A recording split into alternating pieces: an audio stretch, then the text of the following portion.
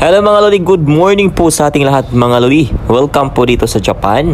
And of course po, si Alex Concha Curesis po ang inyong lingkod. Sa mga hindi pa po nakapag-subscribe siya sa aking YouTube channel, please subscribe and click the notification bell para lagi po tayong updated sa ating mga videos po mga Lodi dito sa Japan. Ayan, ililibot ko po kayo or ipapasyal ko po kayo dito sa Japan. We're on my way po ngayon sa Fujinomiya, Japan po. Kaya samahan niyo po ako from my place po sa aking Shizuoka, sa aking central Shizuoka, sa aking bahay, from my house to working site. Ano daw? Sa Fujinomiya po tayo pupunta. Sa doon po natin makikita ang Mount Fuji mga Lodi. Okay, let's go. Rock and enjoy. Rock and roll. And enjoy po sa ating biyahe. Tingnan po natin ang mga video. Tingnan po natin ang mga view po dito sa Japan. Iyan po. Oh, ang ganda 'di ba ng ilog? Ilog po 'yon. Pero connected po siya sa sa dagat. Kasi nasa tabi na po tayo ng dagat, mga Lodi. Kaya halong po yung ilog natin. Halong dagat. Ayan, makikita po natin dito ang kalangitan natin. Medyo madilim pa mga Lodi sa ating pwesto kasi maaga pa po tayo nag-video. Mga nasa around 6 a.m. in the morning. Tapos makikita po natin yung mga tunnel po. Kasi dito po sa Shizuoka po ay kadalasan maraming tunnel po talaga. Kasi bundok po ang aming bayan. Kaya marami kayong makikita ang tunnel po dito. Yan po mga bundok-bundok. Tapos makikita nyo po yung mga katubigan natin yung dagat. And makikita po natin ang ayos po ng daan. Ang ating mga sasakyan. Na napaka-discipline po ng mga tao po dito sa Japan po, yung ating mga Japanese people. At makikita rin po natin yung tulay po natin dito mga Lodi. Ang dami po nga dito, ang daming bridge po sa Japan. Tapos napakaganda po na pundasyon nila, di ba titibay? Tingnan mo, ang laki po ng mga poste. Kaya talagang makikita po natin yung quality talaga, yung kalidad ng paggamit ng mga tools or mga gamit po sa mga ganitong paggawaan. Ayan, masisilayan po natin dito ang Mount Fuji. Malayo pa lang makikita na po natin ang Mount Fuji po dito sa ating pwesto ngayon. Ay mga Lodi, enjoy lang po and shoutout po natin ang ating mga viewers po natin. Maraming salamat po sa inyong walang sawang panonood.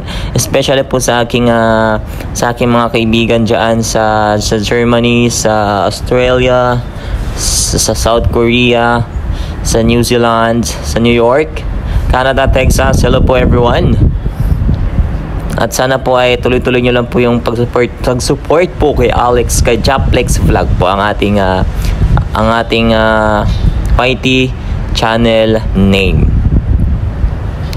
And of course, thank you sa aking mga kaibigan dyan, syempre sa mga Mindanao, sa Visayas, and sa Luzon.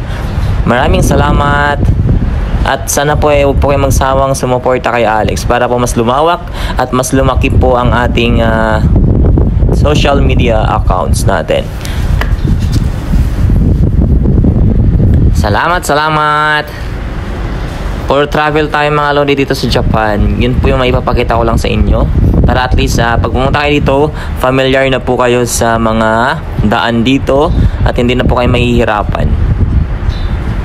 Sa Japan po, baliktad po sa Pilipinas mga Lodi ha. Kaliwa kanan. Baliktad po ang ating Baka malito kayo pagka nandito kayo sa Japan.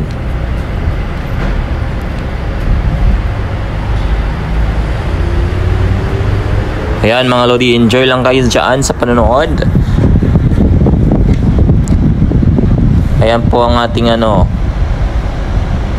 ating magandang tanawin. Ako'y mapapakanta kasi mahaba ang ating voice over ngayon.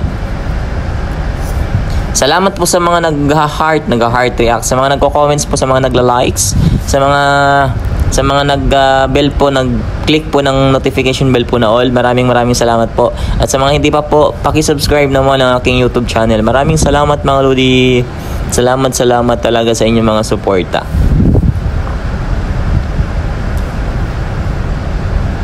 Ayan, sa mga gusto pong mag-work po dito sa Japan, ay pwede po kayong mag-work dito. Pero kailangan po talagang mag-aral. Depende na lang po kung meron po kayong kamag-anak po dito sa Japan. Hindi kayo mahihirapan pag meron kayong kamag-anak. Pero kung wala po ay kailangan nyo po talaga mag-undergo ng study ng Japanese language. At least yung basic po ay alam po natin.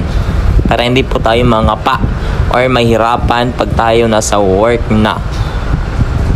Ayan. Napapansin niyo po medyo madilim pa mga Lodino kasi nasa 6 AM pa ang ating video. Kaya makulimlim pa yung ating kalangitan at yung ating paligid.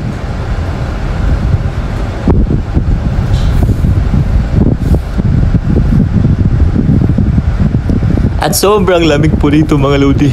Kasi yung hangin po kasi ay ang lakas po ng hangin. Di ba nag-snow po sa ibang city, sa ibang bayan. Kaya yung hangin po niya ay sobrang lamig. Kaya lalo na po pag umaga. Pagkagigising ako ng 4:30, alam mo yung parang ayaw mong maligo. Pero okay naman dito mga Lodi kasi hot water, may hot water naman, may warm water, and may cold naman. May choices ka pag maliligo ka. Kaso di ba pag hot water naman yung papaligo mo, bawal naman di ba? Kaya dapat katamtaman yung init or yung lamig po ng tubig. Kasi pag mainit ang iyong papaligo, ay naku, maano ang iyong buhok or yung katawan mo. Kaya dapat katamtaman lang. Ayan, yung sumisikat na po ang ating araw. Ang ating araw ay sumisikat na mga Lodi. Makikita po natin dito ang karagatan. Ayan po ang karagatan. Kasi nasa tabi na po tayo ng dagat.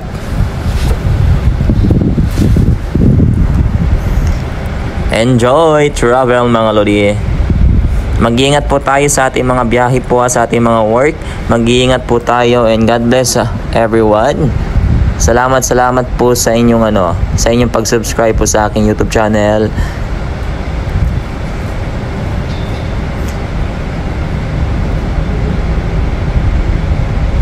Ayan po mga Lodi, magpapalaw na tayo mga Lodi at see you po sa ating next video po natin. Please po paki-panood naman, paki-watch naman ang ating ng ating mga video po. Maraming salamat at ingat po ang lahat. See you po sa ating next video. Bye bye.